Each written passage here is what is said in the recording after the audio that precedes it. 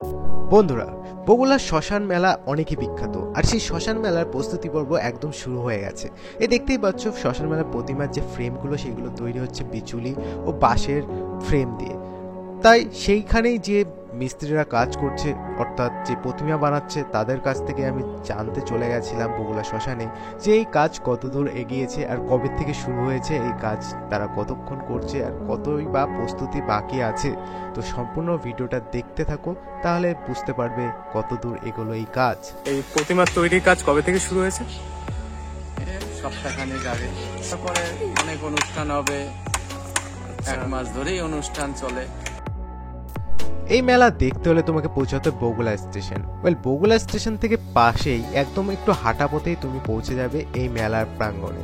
দেখতেই পাচ্ছ এখানে যে মাঠটা দেখা যাচ্ছে, এই মাঠ ভর্তি মেলা হয় এক সময়। এই হলো শ্মশানের পুকুর, আর ওইখানে শব্দ পোড়ানো হয়। তো আমি এখন আছি বগুড়া শ্মশান মাঠে, আর এই যে মাঠটা এখন ফাঁকা দেখা গেলেও এখানে একটা টাইম হয় যখন শ্মশান মেলায়, যখন সম্পূর্ণ মেলায় ভরে যায়, আর সেই মেলার ঠাকুর এখানেই তৈরি হয়। তো চলো তোমাদের দেখাই। আর বগুড়া আর একটা যে কারণে বিখ্যাত সেটা হচ্ছে এইটা, 51 কালী। ইয়েস, তোমরা হয়তো বিভিন্ন জিনিস দেখেছো বগুড়ার, বাট এটা হচ্ছে আর একটা কারণ।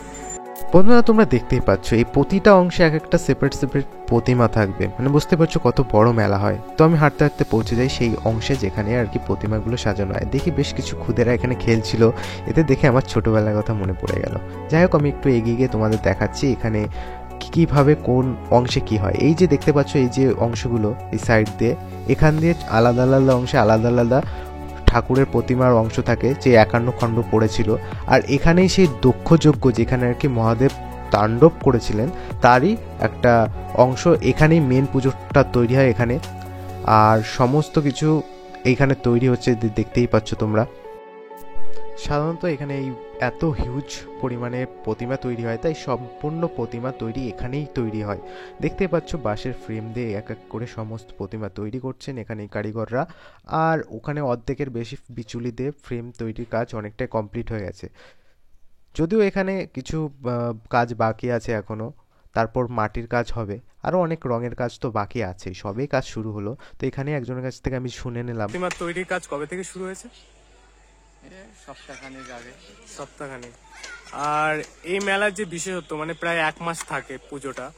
তো এবার কোনো স্পেশাল কিছু আছে পুজোতে? স্পেশাল কোনো স্পেশাল বলতে শুরু হওয়ার পরে অনেক অনুষ্ঠান হবে, 1 মাস ধরেই অনুষ্ঠান চলে। আচ্ছা, ঠিক আছে, তারপর মেলাঘাট বসবে। আচ্ছা। বিভিন্ন রকম অনুষ্ঠানের মাধ্যমেই চলে। প্রতি বছর ওই বিভিন্ন সাধুরা আসে একটা, ওটাও আসে। ওইটা হচ্ছে ওই মহাকাল অনুষ্ঠানে আসে। আচ্ছা, ওটাও কোনো সাধু নেই। আচ্ছা আচ্ছা। তবে প্রতি বছর এখানে যে 51টা পুজো হয় প্রতি বছর, তো সেই যে পুজোর ডেটটা এবার এবার কবে কবে থেকে শুরু হচ্ছে? এটা কোন মাস থেকে শুরু? 7 তারিখ থেকে স্টার্ট হবে। 7 জানুয়ারি। আচ্ছা, জানুয়ারি 7 তারিখ থেকে শুরু হচ্ছে। 7 তারিখ থেকে স্টার্ট, 7 তারিখ থেকে চলবে 1 মাস, সরস্বতী পুজো অবধি। আচ্ছা, তো পুজোর প্রায় কাজ অনেকটাই শুরু হয়ে গেছে, দেখাই যাচ্ছে এখানে জোর কদমে কাজ চলছে। ফ্রেমের কাজ অনেকটা হয়ে গেছে, এখন আমাদের এই 1 মাসের মধ্যে কমপ্লিট দিতে হবে। 1 মাসের মধ্যে, তাই তো? আচ্ছা, আপনার নামটা কি? নিমাই পাল। নিমাই পাল। তো এখন আপনি এই দায়িত্বে আছেন, তাই তো? আচ্ছা, ধন্যবাদ। আমি আমার দাদুর মুখে শুনেছিলাম এই শ্মশানটা নাকি অনেকই পুরনো, অনেক বলতে সে ব্রিটিশ আমলেরও আগে এই শ্মশানটা এখানেই ছিল, আর এখানে এই পুজোটাও অনেক পুরনো। আমি আরও অনেক বয়স্ক মানুষদের মুখে অনেক লোককথা ও গল্প শুনেছি এখানেই এই শ্মশানের ব্যাপারেই। তো তোমাদের যদি এই শ্মশানের বিষয়ে আরও বেশি কিছু জানা থাকে, তাহলে আমাকে দক্ষযজ্ঞ সেই স্থান যেখানে মহাদেব তাণ্ডব করেছিলেন। আর এর পাশেই তুমি দেখতে পাবে যে সমস্ত প্রতিমার যে 51 খণ্ড পড়েছিল তার প্রতিটা রূপ। বুঝতেই পারছো কত হিউজ এই মেলাটা হবে, আর বেশ কয়েকদিন থাকে, 1 মাস থাকে, সরস্বতী পুজোর দিন অবধি থাকে এই মেলাটা। হিউজ মেলা একটা। তো আমি এখন আছি বগুড়ার সেই শ্মশানে, আর তোমরা দেখে বুঝতেই পারছো আমার আশেপাশের যে এলাকাটা, এখানেই সেই শ্মশান মেলাটা হয়। হ্যাঁ, এখানে সে বিখ্যাত 51 কালী পুজোটা হয়। আমার পিছনে তোমরা দেখতেই পাচ্ছ ওখানে কাজ চলছে। তো কাজ সবে 1 সপ্তাহ মতো শুরু হয়েছে, সবে বিচুলি ও ফ্রেমের কাজটা চলছে, এখনো মাটির কাজ শুরু হয়নি। তবে আমি পিছনে দেখলাম এক জায়গায় মাটি আছে। তবে এখানে যখন সম্পূর্ণ মানে প্রতিমার কাজটা হয়ে যায় তখন দেখতে আরো ভালো লাগে। বিশেষ করে দেখতেই পাচ্ছ এই যে আমার পিছনে এই যে এতগুলো ঘরের মতো অংশ, এই প্রতিটা ঘরে এক একটা সেপারেট আলাদা আলাদা প্রতিমা থাকে। তো বুঝতেই পারছো কতটা বড় হয় এই পুজো। প্রায় 1 মাস চলে এই পুজো, সরস্বতী পুজোর দিন অবধি, তারপর শেষ হয়ে যায়। পুরো সরস্বতী পুজোর দিন অবধি থাকে।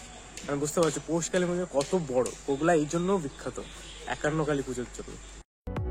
এখানে কারিগরদের হাতের কাজ করতে দেখতে খুবই সুন্দর লাগছিল, কারণ এক এক করে সব অংশ জুড়ে জুড়ে যখন একটা আকৃতি বা একটা আকার ধারণ করছিল সেটাকে দেখতে খুবই সুন্দর লাগছিল। দেখাই যাচ্ছে এনারা জোর কদমে কাজ চালাচ্ছে, সবে 1 সপ্তাহ হয়েছে কাজ শুরু করেছেন, কিন্তু তবুও একটা কাজের মধ্যে তারা আছে এনাদের।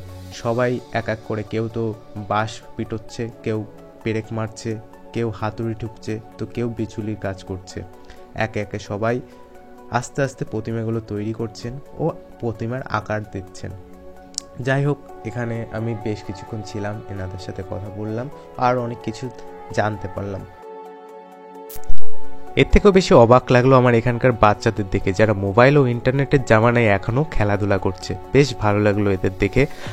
আর তার পাশেই ছিল মা কালীর এই প্রতিমা, যেটা আমি একটুখানি দেখে তার পাশেই আমি চলে যাই। এখানেই ছিল সেই পুরনো এক সাধু বাবার, মানে এখানকে আমি অনেক ছোট থাকতে দেখেছিলাম, তো সেখানে যে এই যে নর কঙ্কালের যে মাথা, এটাও আমি দেখলাম। তো যাই হোক, আজকের ব্লগটা এ পর্যন্তই। Till then, tata, bye bye, signing of.